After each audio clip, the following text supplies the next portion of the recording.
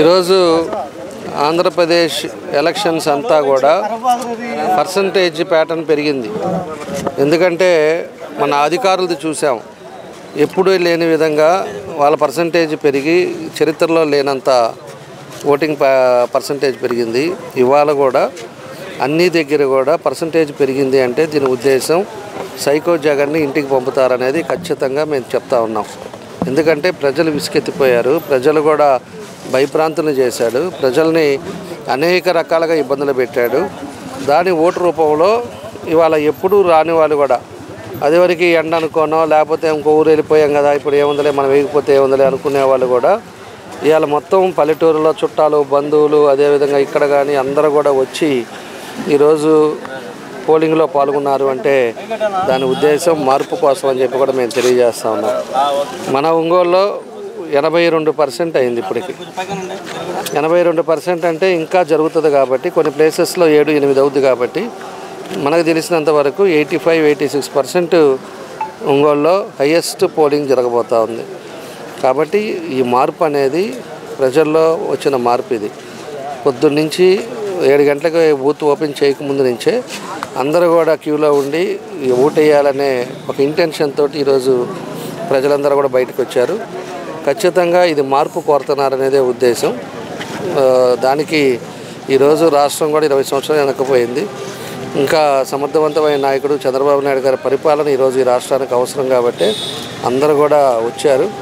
ఖచ్చితంగా ఇంకా 4వ తారీఖు దాకా అందరం వెయిట్ చేయాల్సి ఉంది కాబట్టి అందరం చూద్దాం.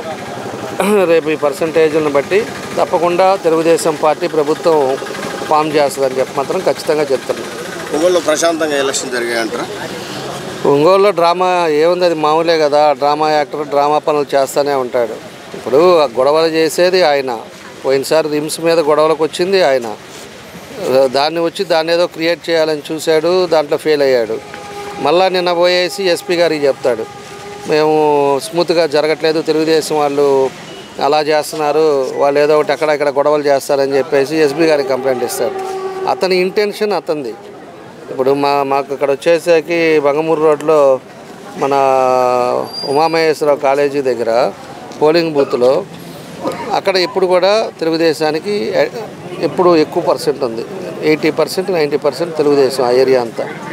దానికి ఆడ విపరీతంగా పోలీసు వాళ్ళను పెట్టి వాళ్ళు దాన్ని ఏదో విధంగా దొంగోట్లు పడుతున్నాయని వీళ్ళే క్రియేట్ చేస్తా, వీళ్ళే మాట్లాడతా దానికి ఒక గొడవ చేయటం. దాని ఉమామహేశ్వరరావు వాళ్ళ ఇంటి ఎదురుగుంటే ఆ ఇంటికి పోయి కాలుతోటి ఆ ఇల్లు తన్ని లోపలికి పోయేసి మీకు ఇంట్లో అందరినీ దొంగోట్లు వాళ్ళందరినీ దాచిపెట్టామని చెప్పేసి అడుగుతాడు. అంటే ప్రెస్టేషన్ ఎక్కువైపోయింది, వయసు అయిపోయింది, ప్రెస్టేషన్ ఎక్కువైపోయింది. ఈ వయసుకి బ్యాలెన్స్ అవ్వట్లా. నేను అడిగేది ఒకటే, నీకేదైనా డౌట్ ఉంటే నువ్వు పోలీస్ కంప్లైంట్ ఇవ్వాలి.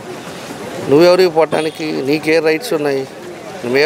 మేము కూడా నీ ఇంటికాడ దాచిపెట్టారని చెప్పేసి వేరే వాళ్ళు వచ్చి నీ తలుపు కొడితే నీకు ఎంత బాధ వేస్తుంది? నీకు అందరికీ అంతే కదా.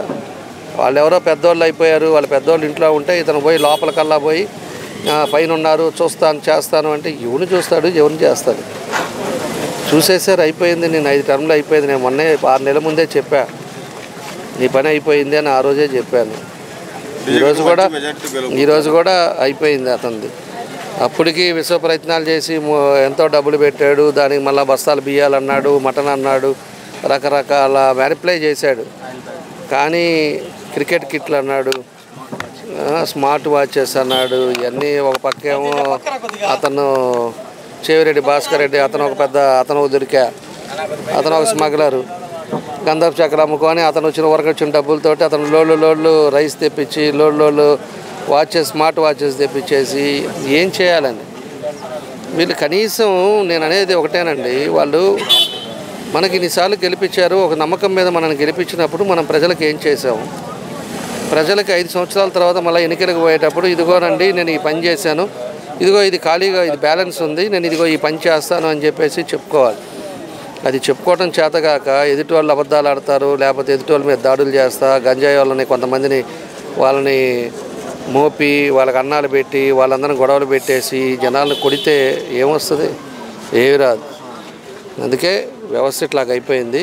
కాబట్టి ఇవాళ ప్రజలు కూడా అర్థం చేసుకున్నారు, ప్రజలు కూడా అర్థం చేసుకోమని మేము చెప్పాం. ఇంట్లో ప్రతి ఒక్క ఓటు చాలా విలువైందని చెప్పాం. ప్రతి ఒక్కరు కూడా ఓటు వేయండి. 5 సంవత్సరాలకు ఒకసారి వేసే ఓటు చాలా విలువైంది, మనకు అభివృద్ధికి తోడ్పడుతుంది. అదేవిధంగా మన ప్రాంతం ప్రశాంతతకి తోడ్పడుతుంది. అదేవిధంగా ఎన్నో కుటుంబాలకి ఉపయోగపడుతుంది. ఇవన్నీ కూడా ప్రజలకు చెప్పాం. ప్రజలకు చెప్పి ప్రజలు కూడా మీరందరూ కూడా ఇంట్లో కూర్చోకుండా ఖచ్చితంగా మీ ఓటు మీరు ఉపయోగించుకోవాలని కూడా మేము చెప్పాం. ఈరోజు ఎక్కువ పర్సెంట్ ఇవాళ ఉపయోగించుకున్నారు. ఎంత పర్సెంట్ లాస్ట్కి ఇంకా 1 year అయిన తర్వాత కూడా తెలుస్తుంది. కాబట్టి ఇది ఒక మంచి శుభసూచకం అని చెప్పి కూడా నేను తెలియజేస్తా ఉన్నా. కాబట్టి గొడవలు అయితే ప్రస్తుతానికి చిన్న చిన్న గొడవలు చేశారు, కానీ మేజరు ఏం చేయలేకపోయారు. అప్పటికి మేము కూడా ఎలక్షన్ కమిషన్కి నోటీస్ పెట్టాం, రెడ్ అలర్ట్ పెట్టమని చెప్పాము. ఒంగోలు అనేది ఎమ్మెల్సీ ఎలక్షన్ కూడా కావాలని మీరందరూ కూడా చూశారు. కావాలని ఉండే మనిషిని అక్కడ పక్కన ఉండే మనిషిని పోయి కొట్టడం ఇలాంటివన్నీ కూడా చేశారు. అందుకని రెడ్ అలర్ట్ 14 నియోజకవర్గాల్లో పెడితే మనకు ఒంగోలు కూడా ఒక రెడ్ అలర్ట్ పెట్టారు. కాబట్టి దీన్ని ఇంకెక్కడ ఏం చేయలేని పరిస్థితి వాతావరణం అయింది. ఈ గంటలో ఏం చేస్తారో చూద్దాం. ప్రతి దానికి మనం కూడా ఆ స్టెప్లో ఉండాలి కదా, దానికి తగ్గట్టుగా మేము కూడా రెడీగానే ఉన్నాం. ఏం జరుగుతుందో చూద్దాం. మంచి మెజార్టీతో గెలవబోతున్నారా? ఖచ్చితంగా అండి. 4వ తారీఖు ఇంకొక 20 days చూద్దాం. ఈసారి నా ఫస్ట్ టైం ఓట్ వేసాను. ఓట్ వేయడం కోసమే US నుంచి వచ్చాను. ఎందుకంటే ప్రతి ఒక్కరి ఓట్ చాలా ఇంపార్టెంట్. మన భవిష్యత్తు కోసం మనమే ఓట్ వేయాలి కాబట్టి అంత దూరం నుంచి వచ్చి ఓట్ వేసాను. అండ్ ఈరోజు పోలింగ్ పర్సెంటేజ్ చూసినా కూడా చాలా సంతోషంగా ఉంది. అండ్ ఖచ్చితంగా మా నాన్న గెలుస్తారు ఈసారి.